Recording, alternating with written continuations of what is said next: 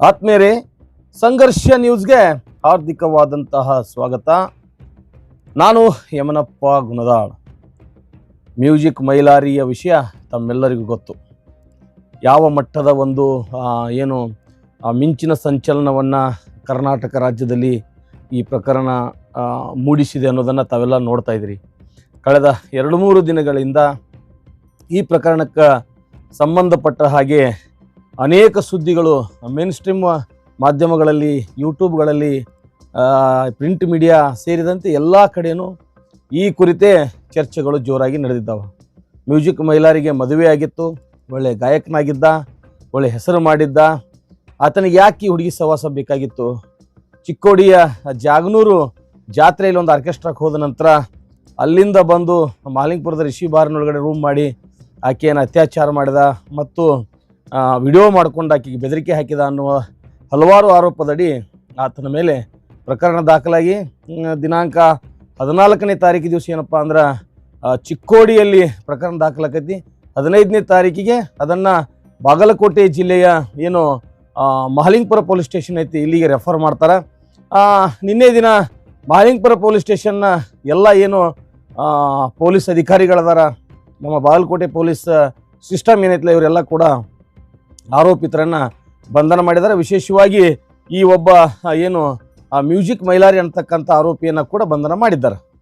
ಆದರೆ ಮ್ಯೂಸಿಕ್ ಮೈಲಾರಿ ನಿನ್ನೆ ಮಾಧ್ಯಮದವ್ರನ್ನ ಉದ್ದೇಶಿಸಿ ಮಾತನಾಡಿದ, ನಾನು ಯಾವುದೇ ರೀತಿಯ ತಪ್ಪು ಮಾಡಿಲ್ಲ, ಕಾನೂನು ಹೋರಾಟಕ್ಕೆ ನಾನು ಸಜ್ಜಾಗಿದ್ದೀನಿ, ಅಂಬೇಡ್ಕರ್ ಸಾಹೇಬರು ಕೊಟ್ಟಿರ್ತಕ್ಕಂಥ ಸಂವಿಧಾನದ ಮೇಲೆ ನಂಬಿಕೆ ಐತಿ, ನನ್ನ ವಿರುದ್ಧ ಪಿತೂರಿ ಮಾಡಲಾಗೈತಿ ಅನ್ನುವಂಥ ಒಂದು ಹೇಳಿಕೆಯನ್ನು ಕೊಡ್ತಾನೆ. ಅದಕ್ಕೆ ಪೂರಕವಾಗಿರುವಂತಹ ಕೆಲವೊಂದಿಷ್ಟು ಮಾಹಿತಿಗಳು ಸಂಘರ್ಷ ನ್ಯೂಸ್ಗೆ ಕೂಡ ಲಭ್ಯ ಆಗಿರ್ತವೆ. ಈಕೆ ಈ ಒಂದು ಪೋಕ್ಸೋ ಆ್ಯಕ್ಟ್ನಲ್ಲಿ ನಿರಾಶ್ರಿತರಾಗಿರ್ತಕ್ಕಂಥ ಹುಡುಗಿ ಇದ್ದಾಳಲ್ಲ, ಈಕೆ ಮದುವೆ ಆಗ್ಯಾಳ ಅನ್ನುವಂಥ ಊಹಾಪೋಹ ಕೇಳಿ ಬರಕತ್ತೈತಿ. ಈಗಾಗಲೇ ಒಬ್ಬ ಹುಡುಗನನ್ನು ಮದುವೆಯಾಗಿದ್ದಾಳ ಅಂತೇಳಿ. ಹಾಗಾದ್ರೆ ಈಕೆ ಅಪ್ರಾಪ್ತ ಬಾಲಿಕೆಯಾಗಿದ್ದರೆ ಆ ಹುಡುಗನನ್ನು ಯಾಕೆ ಮದುವೆ ಆದಳು? ಕೆಲವೊಬ್ರು ಹೇಳಕತ್ತಾರ 2 ಮದುವೆನೂ ಕೂಡ ಆಗಿದ್ದಾರೆ ಅಂಥೇಳಿ. ಬಟ್ ಯಾವುದು ಸತ್ಯನೋ ಗೊತ್ತಿಲ್ಲ. ಕೆಲವೊಂದಿಷ್ಟು ಫೋಟೋಗಳು ಸಹ ಸಾಮಾಜಿಕ ಜಾಲತಾಣಗಳಲ್ಲಿ, ವಾಟ್ಸಪ್ ಗುಂಪುಗಳದಾವ, ಆ ಎಲ್ಲ ಗುಂಪುಗಳಲ್ಲಿ ಕೂಡ ಓಡಾಡ್ತಾ ಇದ್ದಾವೆ. ಅಷ್ಟಕ್ಕೂ ಈ ಹಿಂದೆ ಈ ಒಂದು ವಿಷಯಕ್ಕೆ ಸಂಬಂಧಪಟ್ಟಂಗೆ ಮ್ಯೂಸಿಕ್ ಮೈಲಾರಿ ಮತ್ತು ಈಕೆಗೆ ಅಫೇರ್ ಇತ್ತು. ಅದನ್ನು ಗೋಕಾಕ್ನಲ್ಲೇ ಮನಿ ಮಾಡಿ ಇಟ್ಟಿದ್ರು. ಆ್ಯಕ್ಚುಲಿ ಈ ಹುಡುಗಿ ಮೂಲತಃ ಮಹಾರಾಷ್ಟ್ರ ಮೂಲದವಳು. ಈಕೆ ತನ್ನ ಬದುಕನ್ನು ಆರಿಸಿಕೊಂಡು, ನಾನು ಡ್ಯಾನ್ಸರ್ ಇದ್ದೀನಿ, ನನಗೊಂದು ಅವಕಾಶ ಕೊಡ್ರಿ ಅಂತೇಳಿ ಈ ಮೈಲಾರಿ ಸೇರಿದಂತೆ ಅನೇಕ ಈ ಆರ್ಕೆಸ್ಟ್ರಾ ಮಾಡುವವರು ಕಲಾವಿದರು, ಈ ಸಂಗೀತಗಾರರು, ಜಾನಪದ ಕಲಾವಿದರು ಇವ್ರಿಗೆ ಭೇಟಿಯಾಗಿರ್ತಾಳೆ ಅನ್ನುವಂಥ ಮಾಹಿತಿ ಐತಿ. ಈಕೆ ಭೇಟಿಯಾದಾಗ ಆಕೆಯ ನಡುವೆ ಅವನ ನಡುವೆ ಒಂದು ಸಮಥಿಂಗ್ ಇತ್ತು ಅನ್ನುವಂಥದ್ದು ಸಾರ್ವಜನಿಕ ವಲಯದಲ್ಲಿ ಕೇಳಿ ಬರುತ್ತಿರುವಂತಹ ಒಂದು ಕೂಗಾಗೈತಿ. ಅಲ್ಲಿಂದ ಮಾತುಗಳು ಬರ್ತಾ ಇದ್ದಾವೆ. ಆಕೆಯ ನಡುವೆ ಒಂದಿತ್ತು, ಸೆಟಲ್ಮೆಂಟ್ಗಾಗಿ ಒಂದು ದಲಿತ ಪರ ಸಂಘಟನೆಯ ಮೊರೆ ಹೋಗಿದ್ರು ಇವರು. ನನ್ನ ಅಂದಾಜಿನ ಪ್ರಕಾರ ಆ ದಲಿತ ಪರ ಸಂಘಟನೆಯ ಮುಖಂಡರ ಕೈಯಲ್ಲಿ ಸುಮಾರು ಅಂದಾಜು 2.5 ಲಕ್ಷ ಅಂತ ಹೇಳಲಾಗ್ತಾ ಇದೆ ದುಡ್ಡನ್ನು ಕೂಡ ಕೊಟ್ಟಿದ್ರು. ಆದರೆ ಅವರು ಈ ಹುಡುಗಿಗೆ ದುಡ್ಡನ್ನು ಕೊಡಲಾರ್ದೇನೆ ತಾವೇ ನುಂಗ್ ಹಾಕಿಬಿಟ್ಟಿದ್ದಾರೆ ಅನ್ನುವಂಥದ್ದು ಒಂದು ಕಡೆ ವಾದ. ಇನ್ನೊಂದು ಕಡೆಯಿಂದ ಸುಮಾರು 4 ಲಕ್ಷ ರೂಪಾಯಿಗಳನ್ನು ಮೈಲಾರಿ ಕೊಟ್ಟಿದ್ದ. ಅದರಲ್ಲಿ 2 ಲಕ್ಷ ಅವರು ತಗೊಂಡು 2 ಲಕ್ಷ ಹುಡುಗಿ ಕೊಟ್ಟಿದ್ರು ಅನ್ನುವಂಥದ್ದು ಒಂದು ಕಡೆ. ಎಲ್ಲೋ ಈ ಎಳೆಗಳನ್ನು ನೋಡಿಕೊಂಡಾಗ ಇಂತಹ ಘಟನೆಗಳು ಸಾಮಾಜಿಕ ಜಾಲತಾಣಗಳಲ್ಲಿ ಅಥವಾ ಬೇರೆ ಬೇರೆ ಸಾರ್ವಜನಿಕ ಮೂಲದಿಂದ ಇವು ಬರುತ್ತಿರುವಂಥ ಸಂದರ್ಭ ನೋಡಿದ್ರೆ ಬಹುಶಃ ಮೈಲಾರಿನ ಉದ್ದೇಶಪೂರ್ವಕವಾಗಿ ಇದರಲ್ಲಿ ಶಿಕ್ಷಿದ್ದಾರೋ ಏನೋ, ಒಂದು ರೀತಿ ಹನಿ ಟ್ರ್ಯಾಪ್ ಮಾಡಿದಾರೋ ಏನೋ, ಅಥವಾ ಇವನ್ನ ಬ್ಲ್ಯಾಕ್ ಮೇಲ್ ಮಾಡಿದಾರೋ ಏನೋ ಅನ್ನುವಂತಹ ಮಾಹಿತಿ ಒಂದಿಷ್ಟು ನಮಗೆ ಸಂಶಯ ಕಾಣಾಗುತ್ತೆ. ಪೊಲೀಸರು ಆ ಆ್ಯಂಗಲ್ನಲ್ಲಿ ಕೂಡ ಇದನ್ನು ತನಿಖೆಯನ್ನು ಮಾಡಬೇಕಾಗ್ತದೆ. ಹಾಗಾದ್ರೆ ಆ ಹುಡುಗಿ ಯಾರು, ಏನು, ಆಕೆ ಮೂಲ ಯಾವುದು, ಆಕೆ ಹಿಂದೆ ಇರುವಂಥ ಸಂಘಟನೆಗಳು ಯಾವುವು, ಸಂಘಟನೆಗಳ ಕೆಲಸ ಇದೇನಾ, ಈ ರೀತಿ ಒಬ್ಬ ಕಲಾವಿದನನ್ನು ಹತ್ತಿಕ್ಕಲಿಕ್ಕೆ ಅಥವಾ ತಮ್ಮ ಸ್ವಾರ್ಥಕ್ಕೋಸ್ಕರ ಏನಾದರೂ ಇಲ್ಲಿ ಒಂದು ದೊಡ್ಡ ಷಡ್ಯಂತ್ರ ನಡೀತಾ ಅನ್ನುವಂಥದ್ದು ನಮಗೆ ಸಂಶಯ ಕಾಡ್ತಾ ಇದೆ. ಯಾಕಂದ್ರೆ ನಾವು ಕೂಡ ಒಂದು ಸಂಘಟನೆಯ ಮೂಲದಿಂದ ಬಂದವರಾಗಿ ಈ ಬಹಳ ಸೂಕ್ಷ್ಮ ವಿಚಾರಗಳಲ್ಲಿ, ಯಾಕಂದ್ರೆ ಮೈಲಾರಿ ಪ್ರತಿಭಾನ್ವಿತ ಆಗಿದ್ದ, ಹಂಗಂತೇಳಿ ಅವನ ಪರವಾಗಿ ನಾನು ಮಾತಾಡಲ್ಲ. ಅವನು ಏನಾದರೂ ತಪ್ಪು ಮಾಡಿದ್ರೆ ನಾಲಾಯಕರೇ, ತಪ್ಪು ಯಾರೇ ಮಾಡಿದ್ರು ತಪ್ಪೇ. ಮನ್ಯಾಗ ಹೆಂಡತಿ ಒಂದು ಮಗು ಗಂಡಿರುವಾಗ ಇವಂಗೆ ಯಾಕೆ ಬೇಕಾಗಿತ್ತದು? ಒಂದು ಆ್ಯಂಗಲ್ನಾಗ ನೋಡಿದ್ರೆ ಇಂಥವ್ರಿಗೆ ಹಿಂಗೆ ಆಗಲೇಬೇಕು ಅನಿಸ್ತದೆ. ಇನ್ನೊಂದು ಆ್ಯಂಗಲ್ನಾಗ ನೋಡಿದ್ರೆ ಈ ಪೋಕ್ಸೋ ಅಂತ ಆ್ಯಕ್ಟ್ಗಳು, ಮಹಿಳೆಯರಿಗೆ ಸಂಬಂಧಪಟ್ಟಿರ್ತಕ್ಕಂಥ ಕಾಯ್ದೆಗಳನ್ನು ಎಲ್ಲಿ ದುರುಪಯೋಗ ಪಡಿಸ್ಕೊಳ್ಳಲಾಗ್ತಾ ಇದೆ ಅನ್ನುವಂಥ ಸಂಶಯನೂ ಕೂಡ ಕಾಡ್ತಾ ಇದೆ. ಈಗಾಗಲೇ ಈ ಒಂದು ಪ್ರಕರಣ ದಾಖಲಾಗಿ ಇನ್ವೆಸ್ಟಿಗೇಷನ್ ಹಂತದಲ್ಲಿ ಇರುವಾಗ ಮೈಲಾರಿ ಅಂತಹ ಒಬ್ಬ ಏನು ಪ್ರಖ್ಯಾತ ಜಾನಪದ ಕಲಾವಿದ, ಟ್ರೆಂಡಿಂಗ್ ಸ್ಟಾರ್ ಅಂತ ಸೋಷಿಯಲ್ ಮೀಡಿಯಾದಾಗ ಕರಿತಿದ್ರು ಅವನು ಕೂಡ ಈಗ ಅರೆಸ್ಟ್ ಆಗಿ ಹೋಗಿದ್ದಾನ. ಇನ್ನು ಮುಂದಿನ ಎಲ್ಲ ವಿಚಾರಣೆಯನ್ನು ಪೊಲೀಸರು ಮಾಡಬೇಕಾಗೈತಿ. ಈ ಸಂದರ್ಭದಲ್ಲೇನ ಕೆಲವೊಂದಿಷ್ಟು ಕ್ಲೂಗಳು ಸಂಘರ್ಷ ನ್ಯೂಸ್ಗೆ ಸಿಗ್ತಾವ. ಇವನ ವಿರುದ್ಧ ಷಡ್ಯಂತ್ರ ಮಾಡಲಾಯ್ತಾ, ಇವನ ಹನಿ ಟ್ರ್ಯಾಪ್ ಮಾಡಲಾಯ್ತಾ, ಇವನ ಬ್ಲ್ಯಾಕ್ ಮೇಲ್ ಮಾಡಲಾಗಿದೆಯಾ ಅಂಥೇಳಿ. ಹಾಗಾದ್ರೆ ಇವನ ಜೊತೆ ಸಂಬಂಧ ಇದೆ, ನನಗೆ ರೇಪ್ ಮಾಡಿದಾನಂತ ಹೇಳುವಂಥ ಹುಡುಗಿ ಇನ್ನೊಬ್ಬನನ್ನು ಯಾಕೆ ಮದುವೆ ಆದಳು? ಆತ ಯಾರಾತ? ಈಕೆ ಅಪ್ರಾಪ್ತಿ ಆಗಿದ್ರ ಆ ಮದುವೆನ ಯಾರು ಮಾಡಿಸಿದ್ರು? ಕೆಲವೊಂದು ಮೂಲಗಳ ಪ್ರಕಾರ ಇಬ್ಬರೇ ಮದುವೆ ಆಗ್ಯಾರ ಅಂತ ಹೇಳ್ತಾರೆ. ಇಬ್ಬರೇ ಮದುವೆ ಆಗ್ಲಿಕ್ಕೆ ಹೆಂಗೆ ಸಾಧ್ಯ?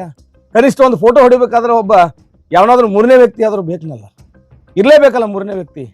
ಹಾಗಾಗಿ ಆಕೆಯನ್ನ ಕೂಡ ಇಂಟ್ರಾಗೇಷನ್ ಮಾಡುವಂಥದ್ದು ಬಹಳ ಅವಶ್ಯಕವಾಗಿರುವಂಥದ್ದು. ಆಕೆಗೆ ನಿಜವಾಗ್ಲೂ ಅನ್ಯಾಯ ಆಗಿದ್ರೆ ಆಕೆಗೆ ನ್ಯಾಯ ಕೊಡಿಸ್ಲಿ.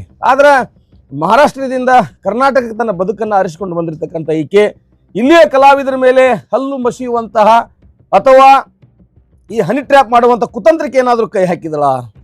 ಈಕೆಯ ಫೋಟೋಗಳನ್ನು ತಾವೆಲ್ಲ ನೋಡಿದ್ರಿ. ಸಾಮಾಜಿಕ ಜಾಲದಲ್ಲಿ ಡ್ಯಾನ್ಸ್ ಮಾಡುವಂಥದ್ದು, ಈಕೆ ಆರ್ಕೆಸ್ಟ್ರಾ ನಡೆಸುವಂಥದ್ದು ಎಲ್ಲ ಇದ್ದಾವ. ಬಹುಶಃ ಸರ್ಕಾರ ಈ ಅಪ್ರಾಪ್ತ ಬಾಲಕಿಯರಿಗೆ ಈ ರೀತಿ ಸ್ಟೇಜ್ ಮೇಲೆ ಡ್ಯಾನ್ಸ್ ಮಾಡಲಿಕ್ಕೆ ಸಾರ್ವಜನಿಕದಲ್ಲಿ ಅದಕ್ಕೇನಾದರೂ ಅವಕಾಶ ಇದೆಯಾ? ಆ ನಿಟ್ಟಿನೊಳಗೂ ಕೂಡ ಪೊಲೀಸರು ತನಿಖೆಯನ್ನು ಮಾಡಬೇಕಾಗ್ತದೆ. ನಿನ್ನೆ ನಾವು ಎಲ್ಲ ಮಾಧ್ಯಮದವರು ಸುದ್ದಿ ಮಾಡಿದ್ದಾರೆ. ಆದರೆ ಕೆಲವೊಂದಿಷ್ಟು ಈ ಮಾಹಿತಿಗಳು ನಮ್ಮನ್ನು ಕೂಡ ದಿಗ್ಭ್ರಮೆಗೊಳಿಸವ. ಈಕೆ ಆಲ್ರೆಡಿ ನೋಡ್ರಿ, ಪೋಸ್ಕೋ ಅಂದ್ರೆ ಏನು, ಪೊಕ್ಸೋ ಅಂದ್ರೆ ಏನು, ಅಪ್ರಾಪ್ತ ಬಾಲಿಕೆ ಅಂದ್ರೆ ಅಕ್ಕಿನಾಗೆ ಒಪ್ಪಿ ನಮ್ಮ ಜೊತೆ ಸಹಕಾರ ಮಾಡಿದ್ರು ಕೂಡ ಅದು ಪೊಕ್ಸೋನೆ. ಯಾಕಂದ್ರೆ ಆಕೆಗೆ ಮೈಂಡ್ ಮೆಚ್ಯೂರ್ಡ್ ಇರೋದಿಲ್ಲ. ಇವರು ಒಪ್ಪಿಗೆ ಪ್ರಕಾರವೇ ಮೊದಲು ಏನಾದರೂ ಮಾಡಿದ್ರು ಅದು ಮೈಲಾರಿ ತಪ್ಪಾಗುತ್ತೆ. ಒಪ್ಪಿಗೆ ಪ್ರಕಾರ ಮಾಡಿದ್ರು ತಪ್ಪೇ ಅದು. ಆದರೆ ಇದನ್ನ ಬಗೆಹರಿಸಲಿಕ್ಕೆ ಬಂದಿರತಕ್ಕಂಥವ್ರು ಈ ದುಡ್ಡಿನ ಆಶೆಗಾಗಿ ಇದನ್ನ ಏನಾದರೂ ದೊಡ್ಡದು ಮಾಡಿದ್ರ ಅಥವಾ ತಮ್ಮ ತಪ್ಪನ್ನು ಮುಚ್ಕೊಳ್ಳಿಕ್ಕೆ ಏನಾದರೂ ಈ ಪ್ರಕರಣ ದಾಖಲಾಯ್ತಾ? ಮೊದಲು ಹತ್ನಿಗೆ ಹೋಗ್ತಾರ, ಹತ್ನಿಯಿಂದ ಚಿಕ್ಕೋಡಿ ಹೋಗ್ತಾರ, ಚಿಕ್ಕೋಡಿ ಪ್ರಕರಣ ದಾಖಲಾಕೈತಿ, ಘಟನೆ ನಡೆದ ಸ್ಥಳ ಎಲ್ಲಿ ಅಂತ ಗೊತ್ತಾದ ಮಾಲಿಂಗ್ಪುರ ಕಳಿಸ್ತಾರ.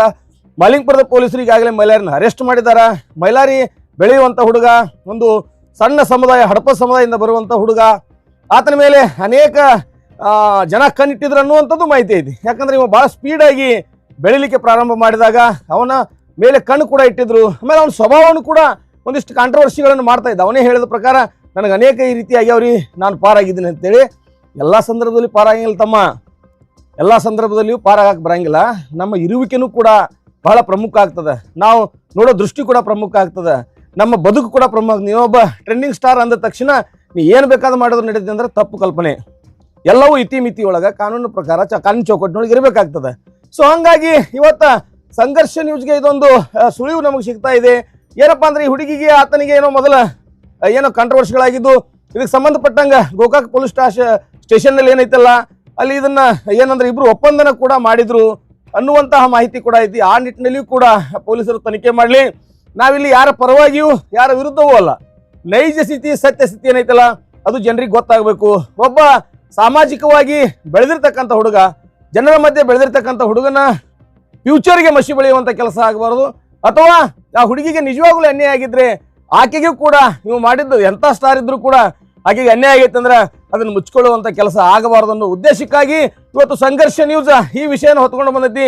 ಎಲ್ಲಿ ಏನಾದರೂ ತಪ್ಪುಗಳು ಇಂಥವು ನಡೆದಿದ್ರೆ ಖಂಡಿತವಾಗಲೂ ಪೊಲೀಸರು ಆ ಆ್ಯಂಗಲ್ನಲ್ಲಿ ಕೂಡ ಏನಪ್ಪಾ ಅಂದ್ರೆ ಈ ಪ್ರಕರಣವನ್ನು ತೆಗೆದುಕೊಂಡು ಹೋಗ್ಲಿ. ಇಲ್ಲಿ ಯಾರು ನಿಜವಾಗ್ಲೂ ಅನ್ಯಾಯಕ್ಕೊಳಗಾಗಿದ್ದಾರೋ ಅವರಿಗೆ ನ್ಯಾಯ ಸಿಗುವಂತ ಆಗ್ಲಿ. ಮತ್ತು ಇದರಲ್ಲಿ ಯಾರ್ಯಾರು ಕೈ ಆಡಿಸಿದ್ದಾರೋ, ಯಾರ್ಯಾರು ತಮ್ಮ ತಪ್ಪುಗಳನ್ನ ಮುಚ್ಕೊಳ್ಳಿಕ್ಕೆ ಪ್ರಯತ್ನ ಪಡ್ತಾ ಇದ್ದಾರೋ ಅವ್ರ ಮೇಲೂ ಕೂಡ ಪ್ರಕರಣ ದಾಖಲಾಗಬೇಕು. ಇಂತಹ ನ್ಯಾಯ ಪಂಚಾಯಿತಿ ರಾಜಿ ಮಾಡಲಿಕ್ಕೆ ಬಂದವರು ಇಂಥ ಗಂಡಾಂತರವನ್ನು ಸೃಷ್ಟಿ ಮಾಡಿದ್ರ ಅನ್ನುವಂಥ ಸಂಶಯ ಕಾಡ್ತಾ ಇದೆ. ಅವರ ಮೇಲೂ ಕೂಡ ತನಿಖೆ ಆಗಬೇಕು ಅನ್ನುವಂತಹ ಒತ್ತಾಯವನ್ನ ಮಾಡ್ತಾ ನಿರಂತರ ಸುದ್ದಿಗಳಿಗಾಗಿ ನೋಡ್ತಾ ಇರಿ ಸಂಘರ್ಷ ನ್ಯೂಸ್ ಕರ್ನಾಟಕ. ರಿಕ್ವೆಸ್ಟ್ ಮಾಡ್ಕೊಳ್ರಿ,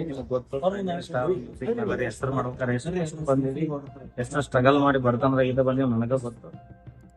ಇಲ್ರಿ ಕಾನೂನು ಅದ, ಕಾನೂನಾತ್ಮಕವಾಗಿ ಹೋರಾಟ ಮಾಡ್ತಾರೆ. ನಿಮ್ಮ ಏಳಿಗೆ ಸಹಿಸಿದವರು ಇದನ್ನ ಮಾಡಿದ್ದಾರೆ. ಇದು ಒಂದು ಸರ್ ಸುಮಾರು ಸರಿ ಸ್ಟ್ರಗಲ್ ಆಗ್ಯಾವು. ಸರ್ ಕಾನೂನು ಅಂತಾರೆ, ಕಾನೂನಾತ್ಮಕವಾಗಿ ನ್ಯಾಯ ನನಗೂ ನ್ಯಾಯ ಅಂದ್ರೆ ಯಾವ್ದೇ ರೀತಿ ತಪ್ಪಿಲ್ಲ ಅಂತೀರಾ ಸರ್? ತಪ್ಪಿಲ್ಲ ಸರ್, ನಾ ಸಾಧಿಸಿ ಕಾನೂನು ಅದ ಸರ್, ಹೋರಾಟ ಮಾಡಿ ಸರ್ ನಡೀತಾ ಸರ್.